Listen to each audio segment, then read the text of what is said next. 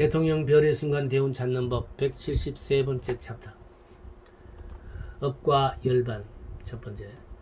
업, 행위는 육체와 정신으로 나누어지고 있다. 신구를 통해 나타나는 업은 육체적인 업으로 신업, 구업이라 일컫는다. 이에 대하여 마음, 심의로서 신중에서 이루어지는 정신적인 업은 의업이라고 한다. 그러나 신구의 삼업은 의에 따라 나타나는 것이므로 이를 떠난 신구라는 육체만의 행위는 업이라고 부르지 않는다. 업의 본질은 사이다. 사는 심의 식과 동의의 건의와 사는 작용 그것을 끄집어낸 개념으로 사용되고 있다. 사의 원어 세탄나는 행위를 나타내는 동명사이다. 어쨌든 만약 육체적 동작, 신구, 이 동작이 정신을 수반하지 않았다고 한다면 그것은 운행에 불과한 것으로서 업이라 할 수 없다. 윤회사상은 외면적으로 인간을 업이라는 주박으로서 묶는 것이지만 생명의 무한성의 심벌로서 마음에 의해 파악되고 있었다. 외면적 주박으로부터 해방되는 길은 마음에 의해서 그 주박을 전회시키는 것이다. 육체가 윤회한다고 생각하면 영생은 생각될 수 없다. 육체는 순간 망가져서 흔적도 없게 되기 때문이다. 육체는 사후 분해되어 물리적으로 지수, 화풍, 공인, 5요소로 된다고 하는 것이 고대 인도 이래로 불교에 수용되었던 사상이었다. 혼은 어떤 것일까? 혼은 육체와 함께 멸망해 버리는 것일까? 그러나 육체의 멸망은 동시에 혼의 멸망이라는 것을 입증시킬 만한 것은 어디에도 없다. 즉 육체적 죽음과 혼의 소멸은 무엇 때문에 동시여야 하는가?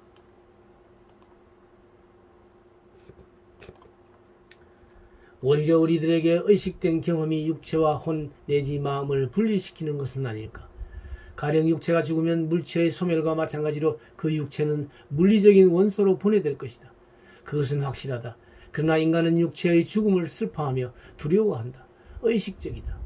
왜 단순한 고기 덩어리의 멸망에 불과한 데에 대하여 비탄하거나 공포를 가질까? 이미 여기에 육체의 멸망을 인식하는 마음의 존재가 있기 때문일 것이다. 거기에 육체와 마음과의 분리가 있다. 그런데도 생명의 무한을 원함은 육체가 아니라 마음이다. 육체에는 영생의 바람이 없다. 생명의 무한성의 바람은 단순한 마음뿐이지 않을까? 혹은 그것은 실증될 수 없는 단순한 추상이 아닐까 하고 의문을 품을지도 모른다. 그러나 희망한다고 하면 바라는 대상이 실제하지 않을 때에는 생길 수가 없다. 바라는 것이 존재할 때 비로소 그곳에 바람이 있게 된다. 바람이 있을 때 이미 그곳에는 바라는 것도 있다. 바람과 바라는 대상이 서로 맞아 떨어질 때 비로소 인간은 생명의 무한을 자각하는 법이다. 앞에서 육체의 멸망을 지수, 화풍, 공이라는 5요소로 분해하는 것이라고 하였다. 그러나 육체가 분해되었다고 말할 뿐이지 엄밀히 말하면 소멸된 것은 아니다. 이 이치는 자연과학에서 이미 실증하고 있다. 형상을 무로한 것뿐인 것을 육체의 멸망이라고 습관적으로 말하는 것이다. 이처럼 생명의 무한성의 바람은 우리들이 그것을 나누어 가지고 있는 바의 에너지의 근원적인 충동력이라는 발로에 불과하다. 그러한 자각과 확신에서 열반이 있다. 이러한 철학적, 종교적 체험이 원시 불교에서 현생열반이라고 불리워지고 있었던 것이다. 업과 무아론, 업에 의해 윤회의 세계가 나타나게 된다. 윤회는 생명의 무한성의 상징으로서 의미가 부여되었다. 불교적으로 말한다면 생사의 세계의 무한성이다. 업에는 두 가지의 요인이 있을 만하다. 곧 업을 짓는 주체와 그에 의해 지어진 업이다. 이 주체가 윤회의 주체일 것이다. 또 그것이 아이기도 하겠다. 그런데 한편 불교는 나가 존재하지 않는다는 이른바 무아론으로서 그 중심 사상을 이루고 있다. 무아론과 업론과는 모순되지 않는가 하는 문제가 생겼다. 이는 일찍이 유럽의 학자들에 의해 제기되었던 문제이다. 거기에는 이유가 있다. 그것은 유럽인들에게 있어서 나는 행위의 주체인데 그것을 부정하는 무아론은 윤리적 의미를 잃어버리게 되기 때문이다. 또한 인간의 의식의 중핵에 나가 이미 가정되어 있다. 오히려 인간은 의식함으로 존재한다. 의식하기 때문에 내가 있다고 일컫지 않을 수 없다고 그들은 생각하고 있다. 그들에 의하면 우리들이 인과관계를 나타내거나 논리적 지식의 구조를 구축하는 것 모두가 나에 의해서 이루어진다. 이 나를 부정하는 무아론은 업을 부정하는 것이니 문화를 부정하는 논이라고 말하고 있다. 업과 무아론과의 모순의 의문은 이들 학자에 의해서 제기된 것만은 아니다. 일반인들에게 있어서도 같은 경향의 의문을 제기하고 있는 것을 우리들은 일상 경험에서조차 알 수가 있다. 즉 사후 윤회한다고 하는데 무엇이 윤회하는가? 벌써 소멸해버린 육체인가 아니면 혼인가 하는 의문이다. 이 20세기의 의문은 벌써 기원전 2세기의 밀린 다팡하에 나타나 있는 고대인의 의문과 아무런 차이도 없다.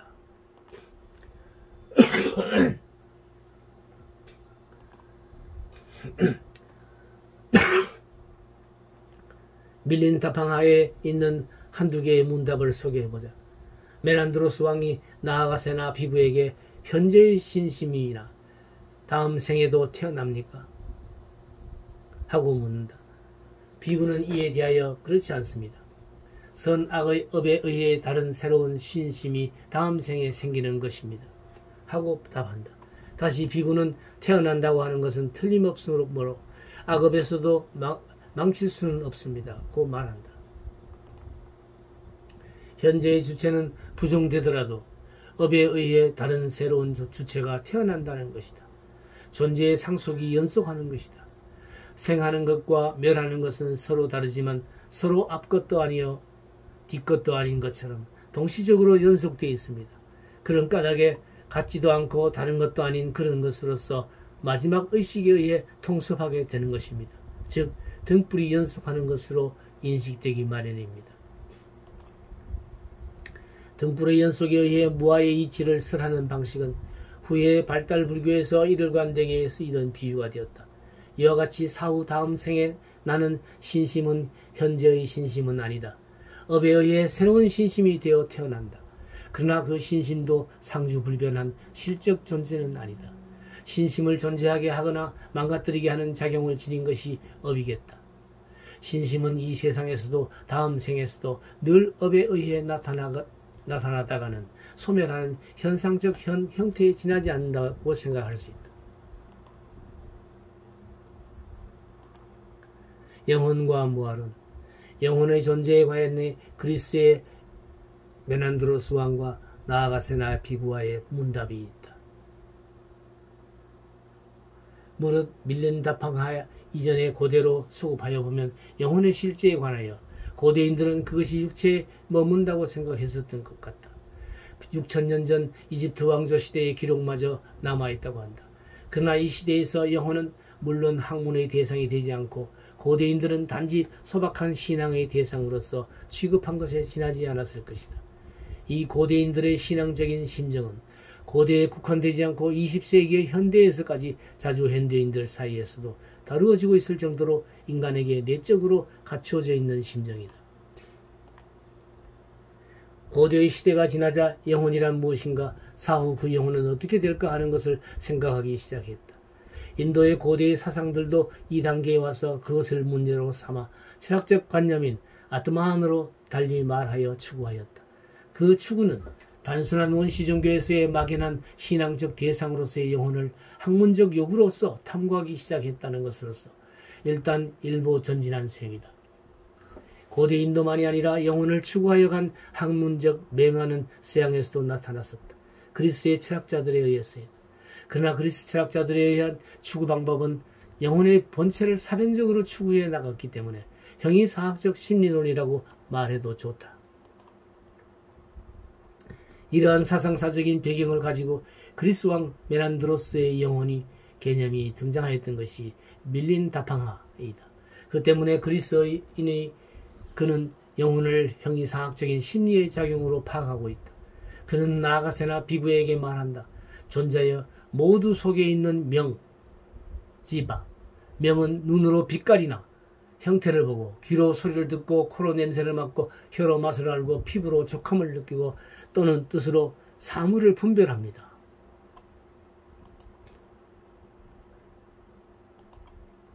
아니 비설신의 6가지 감각기관을 작용시켜 대상을 파악할 경우 보고 듣고 냄새 맡고 맛보고 아는 작용을 일으킨다. 이 같은 작용을 하도록 하는 것이 지바, 명이라고 것이다. 이상에서 밝혔듯이 원시 종교에서의 신앙 대상으로서의 영이나 그리스 철학의 경우의 형이상학적 심리적인 영도, 그들의 추구 방식은 항상 영혼이란 무엇인가 하는 긍정적인 설문과 분석이었다. 이에 대하여 불교에서 영혼을 취급하는 것은 부정적으로 영혼이란 왜 없는가와 관계되고 있다. 진실을 알도록 하기 위해서 긍정이 아닌 부정적 논리 형식을 취한다고 하는 방식은 인도 사상의 특색이거니와 여기서도 이 전통적인 부정의 논리를 써서 영혼의 없음을 입증하려고 한다. 나아가서나 비구는 말한다. 눈의 문, 안문, 내지 뜻의 문, 의문이 없어졌을 때 이 안에 있는 지바, 명이 얼굴을 밖으로 내밀고 대허공을 통하여 대상 내지 사물을 한층 더 잘 볼 수 있겠습니까?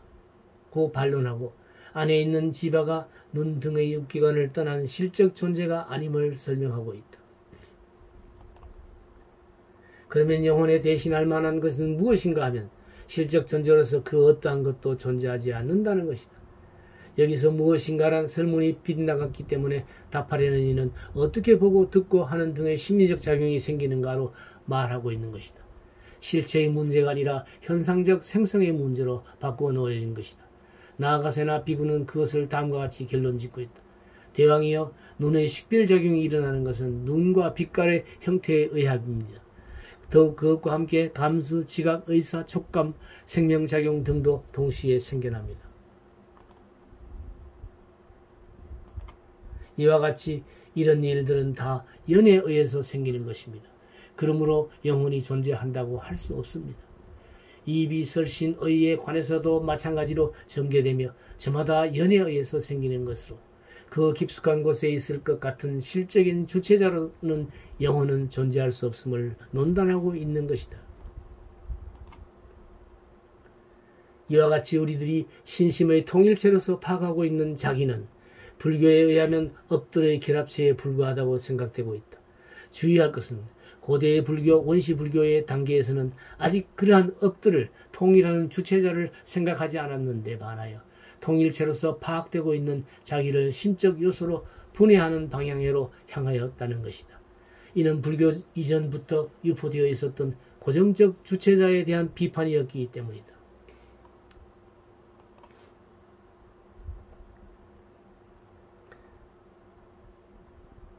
그러나 불교의 부정은 복합체를 이루는 요소 그것들을 부정한 것은 아니다.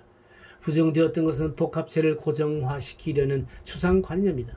그러면 불교는 단순한 부정과 분해로 마치고 마는가? 불교에 의하면 복합체의 생성은 연에 의한다고 한다. 그렇다면 그 연이란 어떠한 원리인가?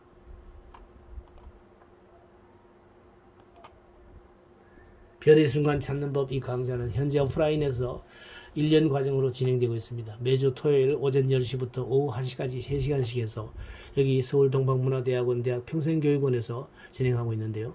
이 대학은 성북구 성북로 28길 60에 위치하고 있습니다. 등록 기간은 1학기는 3, 4월에 받고요. 2학기는 8, 9월에 등록 신청을 받습니다. 이 전화번호와 메일 주소를 참조해서 신청하시면 되겠습니다. 관심 있는 많은 분들의 참여를 기다리겠습니다.